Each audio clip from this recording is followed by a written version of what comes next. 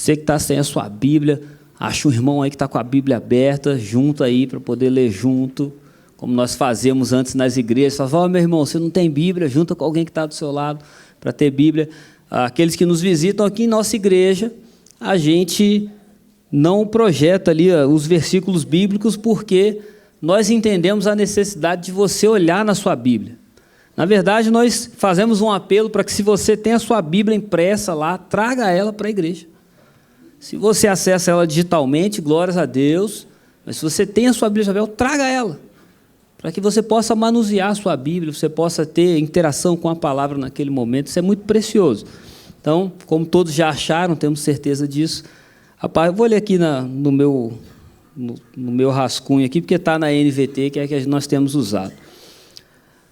Meus irmãos, estou completamente convencido de que vocês estão cheios de bondade, conhecem essas coisas tão bem que podem ensiná-las uns aos outros. Assim, atrevi-me a escrever a vocês alguns desses assuntos, certo de que só precisam de um lembrete, pois pela graça de Deus, sou um mensageiro da parte de Cristo Jesus a vocês, os gentios. Anuncio-lhes as boas novas para que se tornem oferta aceitável a Deus, separados pelo Espírito Santo. Tendo motivo, portanto, para me entusiasmar com o que Cristo Jesus tem feito por meio do meu serviço a Deus, e, no entanto, não ouso me vangloriar de nada, exceto do que Cristo fez por meu intermédio, a fim de conduzir os gentios a Deus, por minha mensagem e pelo meu trabalho, convencendo-os pelo poder de sinais e maravilhas, e pelo poder do Espírito de Deus. Assim, apresentei plenamente as boas novas de Cristo, desde Jerusalém até Ilírico. Sempre me propus anunciar as boas novas, onde o nome de Cristo não foi ouvido, para não construir sobre alicerce alheio.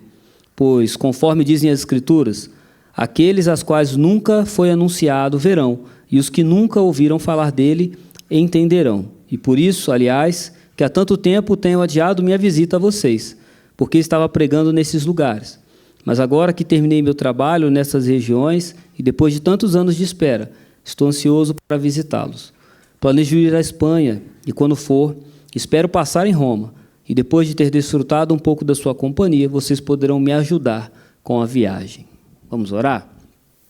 Santíssimo Deus, muito obrigado, Pai, por esta manhã. Nós queremos te louvar e agradecer ao Senhor o privilégio de podermos nos reunir aqui para te adorar, para te louvar. Senhor, recebe o nosso louvor e a nossa adoração no nome santo de Jesus. Que tudo que a gente faça aqui seja para a honra e glória do teu nome. E que esse momento seja esse momento em que a gente possa debruçar um pouquinho na tua palavra, compartilhar um pouquinho daquilo que temos aprendido, e que isso gere transformação no nosso dia a dia. Que a cada atributo que o Senhor deseja trabalhar com cada um aqui nessa manhã, que as pessoas possam ouvir, e que a gente não saia daqui do mesmo jeito que entrou, mas um pouquinho mais enriquecido com a tua palavra. Assim nós oramos no nome santo de Jesus. Amém? Bem, o contexto dessa carta aos Romanos, eu vou falar ele um pouquinho mais para frente, mas quantas pessoas já fizeram já presenciaram aquele momento do apelo? Sabe o apelo? O pastor vai lá, faz o apelo, alguém levanta a mão, aceita Jesus. Eu me lembro de uma época, e aí talvez não entregando muito a idade, que eu não sou tão idoso assim, mas o pessoal vai se lembrar da época que surgiu o Renascer, foi um movimento muito forte. Eu me lembro que eu visitei, minha mãe ia muito a São Paulo, capital, e aí eu visitei a sede da Renascer uma época.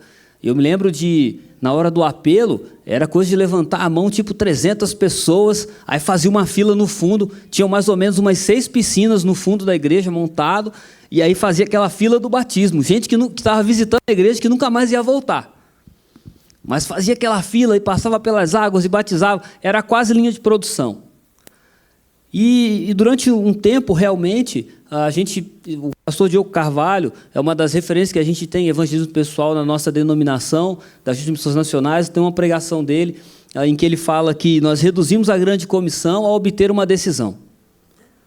Às vezes a gente acaba só se preocupando que a pessoa aceite Jesus e ela aceitou e está tudo certo. E dali para frente, acaba que a pessoa tem que quase que caminhar sozinha. A pessoa tem que ir atrás do conhecimento. A gente acabou reduzindo a números, mas Jesus manda que a gente faça discípulos não decididos.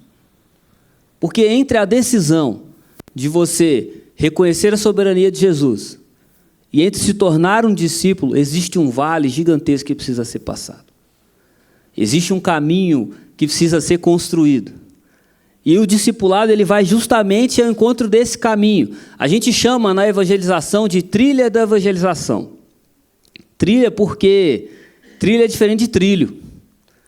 Trilho, todo mundo, Caçapava conhece trilho melhor do que muitas outras cidades. Trilho é rígido, atrapalha às vezes, você não tem como mudar o caminho. Trilho, se o trem sai do trilho e descarrilha, acontece acidente. Trilho para frear é difícil, você não tem, está engessado. Trilha não. Trilha você vai adaptar conforme a sua capacidade. Isso aqui eu acho melhor eu dar a volta. Isso aqui dá para eu passar. Isso aqui, se alguém me ajudar, dá a mão aqui, a gente muda o caminho, a gente adapta. Então a gente chama de trilha da evangelização porque ela é personalista para cada um de nós. Cada um que você for evangelizar, cada pessoa que você for apresentar a Jesus, ela vai precisar de um cuidado exclusivo.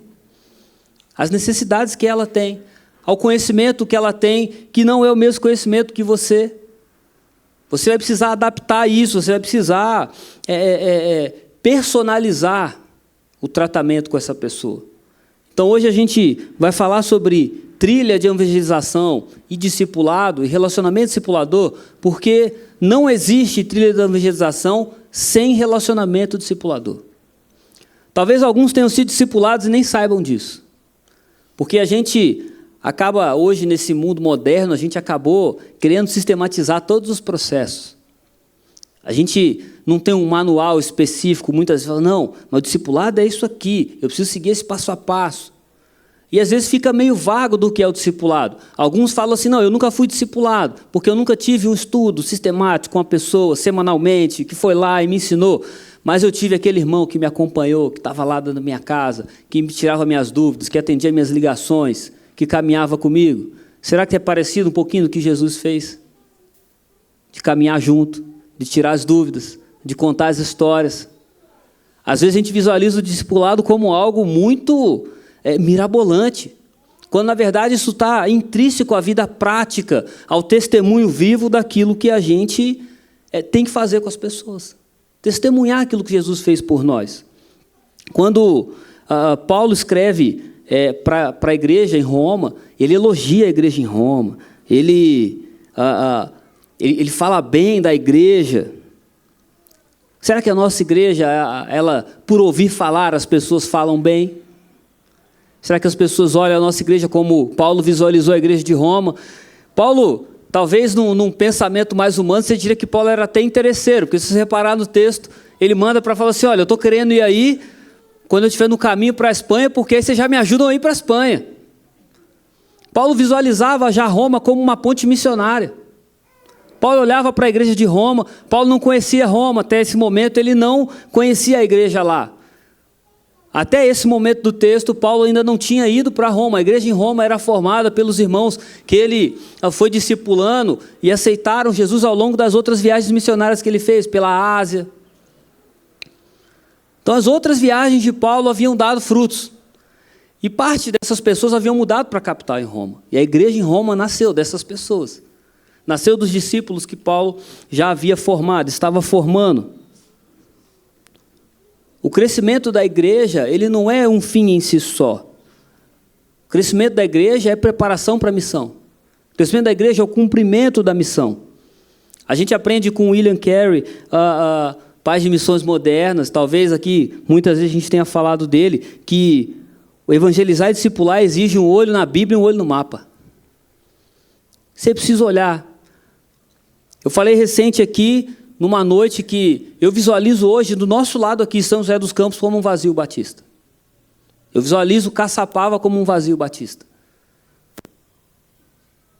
Porque nós deveria estar plantando uma congregação lá para o lado do Eldorado, deveria estar plantando uma congregação lá para o lado do Pinos, deveria estar plantando uma congregação do outro lado, Caçapava Velha. Nós deveríamos expandir isso e testemunhar e multiplicar. Nós devemos olhar para São José dos Campos, uma cidade de quase 1 milhão de habitantes. Quando eu olho para São José e olho a relação de igrejas lá naquele local, de igrejas bíblicas, sérias, profundas, que estão lá evangelizando, e eu olho e eu falo, aquilo aqui é um vazio cristão. Precisa de crentes aqui. Precisa testemunhar aqui. Nós visualizamos muitas vezes os campos mais longínquos e esquecemos aqui do lado. Quando, na verdade, nós, ao longo desses últimos anos, temos nos aprofundado a importância de ir em todo lugar. Tudo ao mesmo tempo. E nós temos buscado isso aqui na igreja. Temos investido em relacionamento discipulador, temos investido em missões regionais. Tem gente nossa em outro estado, Sarinha e Adam estão lá. Luiz está voltando agora, glórias a Deus, saudade dele. Nós temos feito o possível para isso, mas isso tem que estar enraizado no seu coração. Isso tem que estar enraizado no coração de cada crente. E aí, sobre relacionamento discipulador e trilha de evangelização, eu queria trazer 3 verdades importantes que esse texto traz para nós. A primeira dela é que evangelizar e discipular começa com oração e conexão intencional. A conexão, ela é intencional. Paulo procurou pessoas intencionalmente. E essas pessoas foram plantar a igreja lá em Roma, onde ele nem estava lá. Paulo, se você acompanhar durante a carta aos Romanos mesmo, Paulo reforça a saudade que ele tinha daqueles irmãos. No capítulo 16, ele vai nominar quase 20 pessoas que ele conhecia, que sabia que estavam em Roma. Isso é relacional. Paulo, lá em Atos 20, ele vai falar que ele não deixou de falar o que ele tinha que falar, tanto nas casas das pessoas quanto em público, ele não deixou de ensinar. Ele não deixou de testemunhar. Ele investiu tempo. Ele passou ali mais ou menos 1 ano e meio em Corinto.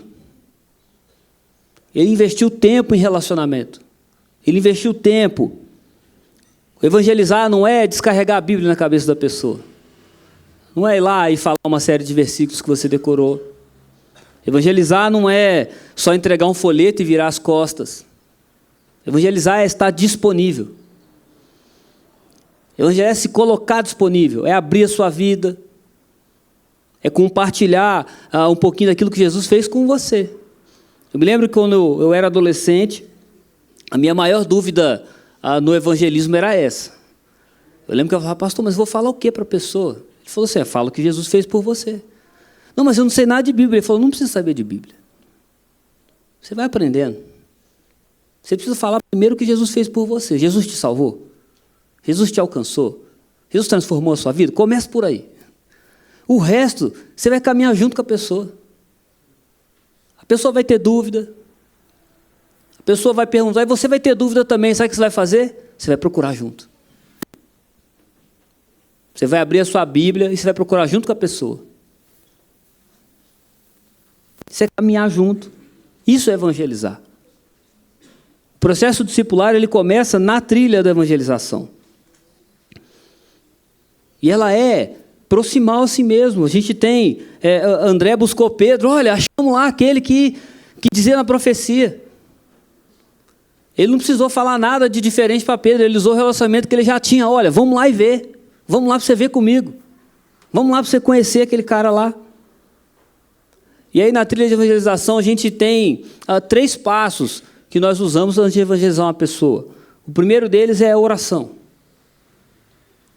Na semana passada, o pastor Heraldo reforçou aqui, até falando sobre, usando o esporte como exemplo, e o primeiro passo que a gente usa em qualquer trilha de evangelização é a oração, sempre vai ser oração. Eu preciso orar por aquelas pessoas intencionalmente. Aquelas pessoas que talvez Deus vai colocar ao longo do seu caminho. A Igreja Multiplicadora, ela traz até algumas ferramentas práticas. Eu me lembro que na Igreja Multiplicadora eles usam o PAI, que são pessoas alvo de intercessão.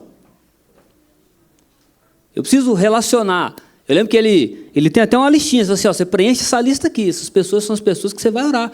Pessoas que você vê todo dia no trabalho. Vizinhos que você cumprimenta. Você vai intencionalmente orar por essas pessoas.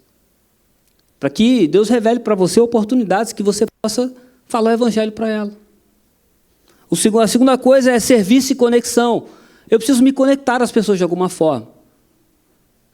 Às vezes aquele vizinho que se mudou agora, eu vou lá e levo um bolo para ele, porque ele nem ligou o fogão ainda.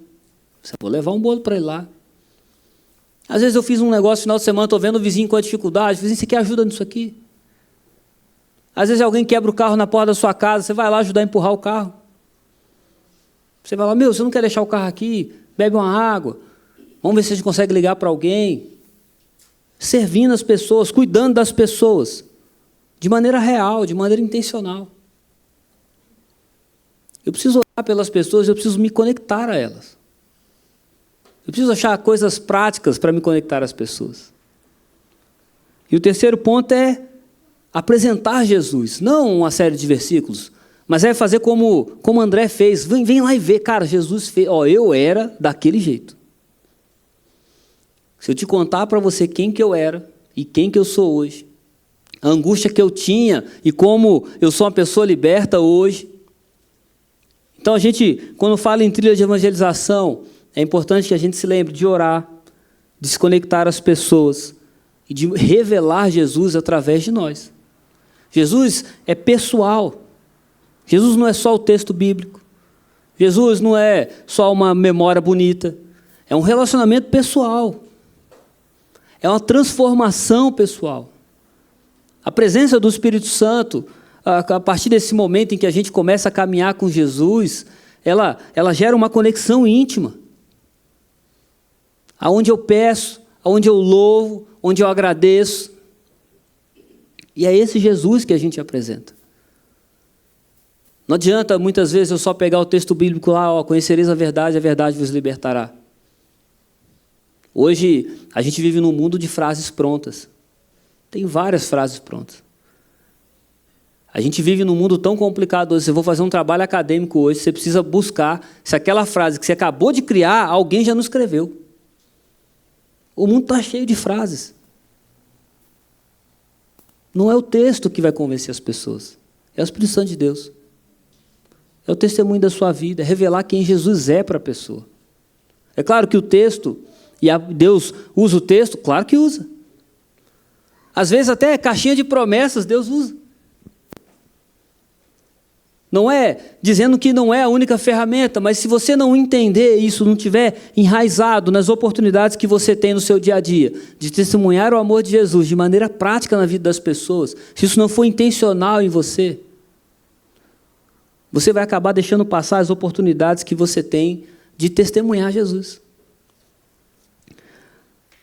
A segunda verdade que nós aprendemos é que a comunhão é boa, mas a missão é prioridade. Comunhão é muito bom. A gente se reunir como igreja é muito bom.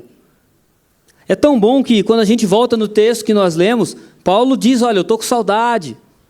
Olha, eu pretendo ir aí. Se você falar em Romanos no capítulo 1, Paulo reforça de novo. Lá no comecinho da carta ele já tinha falado. Olha, eu estou com saudade dos irmãos, eu espero poder passar aí numa próxima oportunidade. E aí no capítulo 15 ele fala de novo. Olha, eu tive... Mas aí ele justifica por que ele não passou. Eu não passei por quê que eu não passei?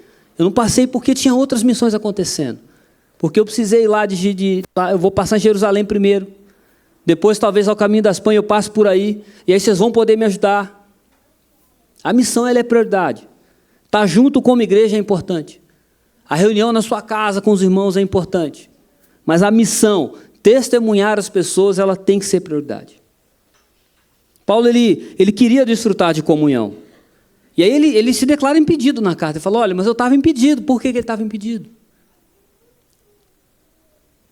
Porque haviam outras pessoas que precisavam ouvir.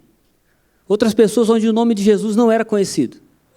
Existiam pessoas naquelas regiões que nem sabiam quem era Jesus. Eu precisava estar lá. Porque senão a igreja ela acaba sofrendo aquela síndrome de represa espiritual. Eu falo que nós somos a igreja de Jesus, não o clube de Jesus. Senão a igreja, ela é muito legal, a gente vem, a gente se reúne, aí a gente louva. Às vezes, as igrejas modernas, elas acabam sofrendo essa represa espiritual pelo excesso de conforto, às vezes, porque a igreja é confortável. Eu venho, e aí tem as cadeiras, são confortáveis. Às vezes eu tenho uma igreja que é climatizada, Aí eu tenho um telão bonito, passa vídeos legais daquilo que está acontecendo no mundo, e aí tem coisas inovadoras. E aí a gente vai se habituando a esse conforto. Não, eu venho na igreja aqui, aí eu convido o irmão, meu irmão não vai. Nós viramos uma igreja de convidadores. Eu convido tantas pessoas, as pessoas não vão. E a gente deixa de abrir a nossa vida, de viver o evangelho com as pessoas.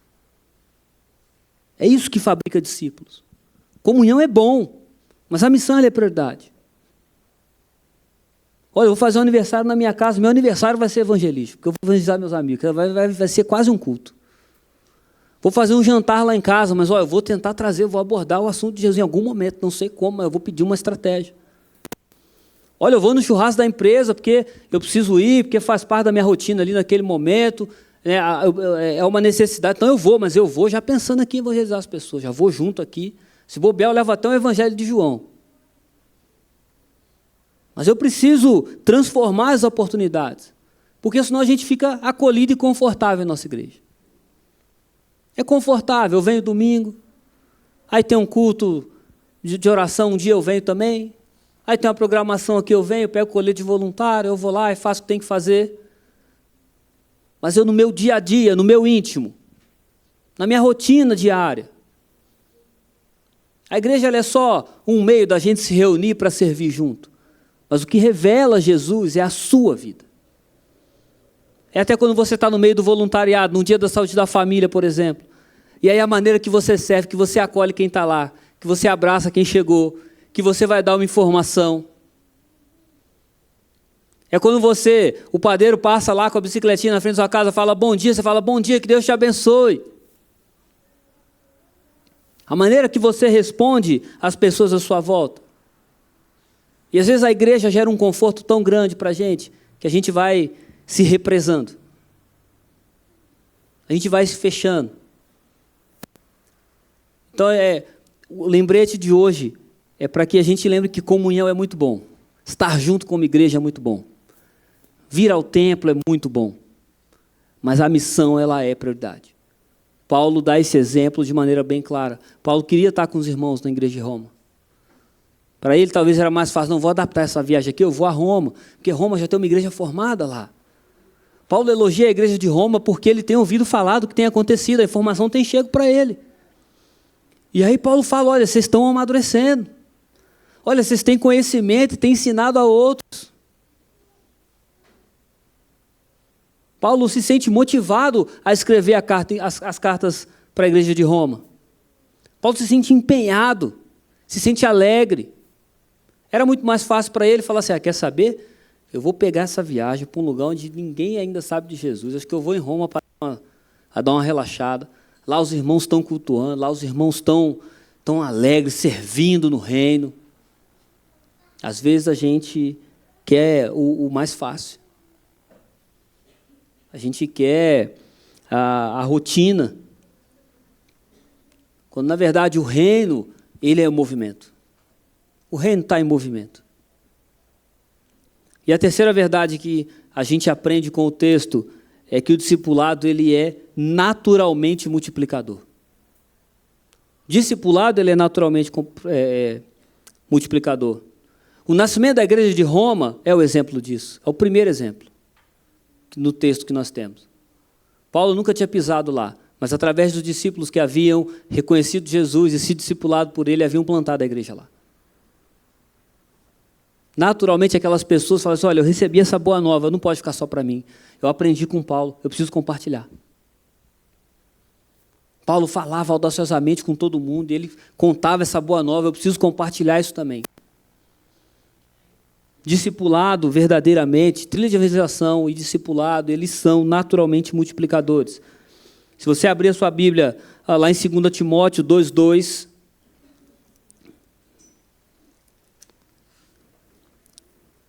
está aqui. E aí Paulo diz ao Timóteo assim, e o que você ouviu de mim, na presença de muitas testemunhas, isso mesmo transmita a homens fiéis e idôneos para instruir a outros. Um texto tão pequeno, com 4 gerações de discipulado. O primeiro é Timóteo, o primeiro é Paulo. Aí Paulo falou com Timóteo, discipulou Timóteo, acompanhou Timóteo, orientou Timóteo. E aí Paulo fala com Timóteo, olha, você vai procurar agora pessoas de confiança. Instrua-as. Mas instrua-as para quê? Para que elas sejam muito sábias? Não, para que elas instruam outros. Discipulado não é a represa onde eu ensino. A grande comissão, ela se relaciona diretamente com a multiplicação de discípulos. Eu preciso capacitar essas pessoas para testemunhar o amor de Jesus. Eu preciso ensiná-los e dar ferramentas e dar estratégias para que eles possam alcançar outros, para que eles possam instruir outras pessoas. Então, daquilo que o relacionamento autêntico, ele não gera, você não vai criar um fã seu, você não vai criar uma pessoa que é ligada a você, você vai criar uma pessoa que é ligada a Jesus. O referencial é Jesus. Equipar essas pessoas, ajudar essas pessoas a encontrarem dons e talentos, onde elas possam servir. Jesus, Paulo, ele nos ensina, e eu gosto muito de Paulo, porque apesar da referência que nós temos nele, Paulo, ele tenta ser explicitamente, o minimamente personalista possível. Ele fala, olha, eu só sou quem sou por causa de Jesus. Olha, se você me imita é só por causa de Jesus. Porque a referência não é Paulo. A referência é Jesus. Paulo é uma inspiração, mas a referência é Jesus. E ele deixava bem claro isso em todas as cartas, em tudo aquilo que nós lemos dele. O referencial sempre foi Jesus. Se a sua história terminasse hoje, se você hoje fosse recolhido ao Senhor, quantas pessoas continuariam o legado de evangelizar porque você as evangelizou? Quantas pessoas continuariam aí uma trilha de evangelização com outras porque você deixou esse legado? Paulo deixou um legado. E muitos, depois dele, a dúvida de Paulo, né, de querer estar com Jesus e daquilo que Jesus mandou ele fazer. Ele tinha certeza, isso já era convicto, de que aqueles que ele capacitou, aqueles que ele discipulou, existiam homens e mulheres que perpetuariam aquele legado. Eu digo lá em casa que, eu comentei até acho que foi com a Jaque, e aí eu falei assim, eu venho de uma família que ela era muito católica, né? E aí minha mãe se converteu e levou a gente para a igreja. E aí eu conversando, outro dia lá em casa, Samuel conversando sobre planos do futuro, de talvez ir para a Cristolândia e tal. E aí eu fiquei pensando, eu falei assim, olha, eu posso admitir qualquer coisa aqui, mas daqui para frente a gente tem a obrigação de testemunhar o amor de Jesus. Falei com Samuel, Samuel, o dia que você colocar da porta para fora aqui, cara, a responsabilidade é continuar testemunhando Jesus na sua vida. Eu não sei o que você vai fazer, eu não sei ainda para onde você vai, eu não sei para onde Deus vai te levar. Mas onde você estiver, você precisa testemunhar Jesus. É preciso que a gente invista no legado das pessoas. Eu me lembro que, quando eu fiz o relacionamento discipulador, uma série de estudos com o Luiz, quando o Luiz foi no nosso acampamento, e aí lá ele se converteu, e aí toda semana ele ia lá em casa. E a gente ia fazer o RD 1, 2 e 3, a gente conversou tanto que só deu tempo de fazer o RD 1 e 2. E metade do 2, na verdade. Porque a gente chegava lá e tomava café, e aí conversava, e aí as meninas perguntavam alguma coisa, e aí a gente passou mais tempo junto, conversando, compartilhando um pouco da minha história, eu ouvindo um pouco da história dele. Foi mais tempo dessa forma do que estudando e lendo e buscando e falando, olha, você precisa saber a fundamentação da escatologia bíblica dos batistas. Olha, você precisa entender a soteriologia da doutrina batista. Você precisa Nós conversávamos sobre, cara, às vezes no quartel é um ambiente pesado, né, desagradável para se estar. A gente conversava sobre as coisas triviais da vida. E nessas conversas nós tínhamos a oportunidade de discipular. E aí a minha alegria foi quando ele falou assim, não, Léo, vou lá para Cristolândia ver como é que é. Eu falei, não, vai mesmo, cara, vai ser muito bom.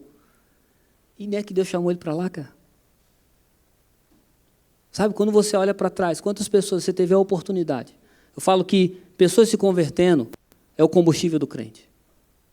Quando a gente deixa de ver pessoas se convertendo no nosso dia a dia, quando a gente deixa de ver pessoas reconhecendo a Jesus, a gente começa a ficar frio na fé. O nosso combustível, nós somos movidos a pessoas que reconhecem Jesus. Isso renova as nossas forças. Invista em discipulado. Invista em trilha de evangelização. Invista tempo. Abra a porta da sua casa. Vá até a casa das pessoas. Visite as pessoas. Acolha as pessoas. Ouça. Ouça as histórias. A gente costuma dizer que evangelização é preciso que você ouça muito a história das pessoas, para que então você tenha a oportunidade de poder compartilhar a sua. Ouça o que elas têm a dizer. Invista tempo. Evangelização é uma caminhada. É uma caminhada intencional, onde eu vou usando as coisas da vida ao longo do caminho para evangelizar com as pessoas. Lembre-se que a missão ela é prioridade. É preciso que eu me lembre que missão ela está antes da comunhão. Comunhão é bom. E quem conhece a minha casa, quem conhece, sabe que falou em comunhão é com a gente mesmo. Mas a missão ela é prioridade. E se isso tudo der certo, se isso for prioridade de verdade, o discipulado que você inicia hoje, as pessoas que você trabalha e caminha junto, o processo de multiplicação, ele é natural. Por vezes, quando a gente fala a palavra multiplicação, vem na nossa mente grandes movimentos que se preocupavam só com isso. Mas entenda que a multiplicação, ela é um resultado natural de empenho, de dedicação à vida das pessoas, de investimento nosso, investimento do nosso tempo, investimento do nosso recurso. Coisa mais preciosa que o tempo. O que mais a gente tem a oferecer para as pessoas além de Jesus? O que mais de valor você teria para oferecer para alguém? Você poderia dar dinheiro, carro, o que for. Mas você tem algo de mais valor do que Jesus para oferecer para alguém? Ofereça Jesus. No seu dia a dia, na sua rotina, para as pessoas à sua volta. Seja intencional. Eu espero que você possa sair daqui dessa manhã olhando para a sua vida, para o seu dia a dia, para as pessoas à sua volta. Olhe os rostos. Lembra dos rostos à sua volta. Tem alguma trilha de evangelização que você deveria ter começado e não começou? Tem alguém que você deveria ter procurado? Alguém que você deveria estar orando e acaba não orando de maneira intencional? Sabe aquela pessoa que às vezes você lembra da pessoa de vez em quando e fala, nossa, seria tão bom se a pessoa aceitasse Jesus. Poxa, queria tanto que a pessoa aceitasse Jesus. Mas quanto tempo da sua semana você dedicou talvez de oração intencional pela vida daquela pessoa? Quantas tentativas de conexão, sem ser aquele tagarela que fica falando versículo. Não, sendo aquela pessoa que ama. Confiando que quem faz a obra é o Eterno que nos chamou. Sabendo que quem transforma é o Espírito Santo. Talvez você invista muito tempo na vida das pessoas. A gente, às vezes, quando fala de evangelização, a gente se esquece de procurar as pessoas que Jesus já tem trabalhado. Porque a gente não se comunica com Jesus, a gente não ora. Ore pedindo a Deus orientação. Ore pelas pessoas que você precisa evangelizar, para que você perceba as oportunidades de se aproximar. Para que o próprio Deus use a sua vida num momento que aquela pessoa vai precisar. Então eu espero que você saia daqui hoje com isso muito concreto, tentando lembrar de quem é aquela pessoa que você deveria estar evangelizando já, que você deveria estar caminhando junto, e às vezes não está caminhando por diversos motivos, às vezes até pela rotina. Ah, não, a rotina é muito puxada. Ah, os dias são muito corridos. Mas eu queria que você se lembrasse que a missão ela é prioridade. Nós não temos nada a oferecer para as pessoas de melhor do que Jesus. Não há o que a gente possa oferecer que seja melhor que Jesus. Ofereça Jesus para as pessoas. Ofereça Jesus para os seus vizinhos. Ofereça Jesus para o cara do Uber que está te atendendo naquele momento.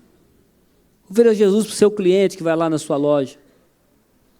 Ofereça Jesus para o seu amigo da escola, da faculdade, do curso.